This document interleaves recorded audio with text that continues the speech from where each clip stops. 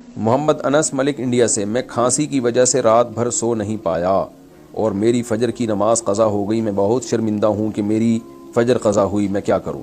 अगर आपने अलार्म लगाया था, सुबह उठने की पूरी कोशिश की थी, फिर भी आँख नहीं खुली, तो फिर सही हदीस है, नबी सल्लल्लाहु अलैहि वसल्लम ने फरमाया लैसा फिन नौमी तफरीत फिल यक़ज़ा, कि सोते में अगर इंसान की नमाज़ निकल जाए तो उसमें कोई गुनाह नहीं है। वजह उसकी है कि इंसान को ज़ाहिर सोते में थोड़ी अपने ऊपर कंट्रोल होता है।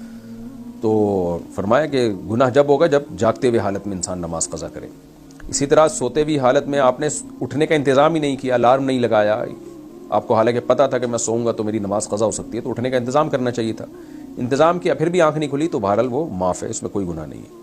और ऐसी सूरत में करना ये चाहिए। हदीस में आता है मन नाम अन सलातिन औ नसीहा फलियुसल्लिहा इदा ज़करहा औ कमा क़ाल सल्लल्लाहु अलैहि वसल्लम। इंसान नमाज़ पढ़ना भूल जाए या सो जाए तो जब उठे तो फिर पढ़ ले, लेकिन फ़जर का वक्त जो है ना, मकरूह वक्त निकलने के बाद पढ़नी पड़ेगी फिर।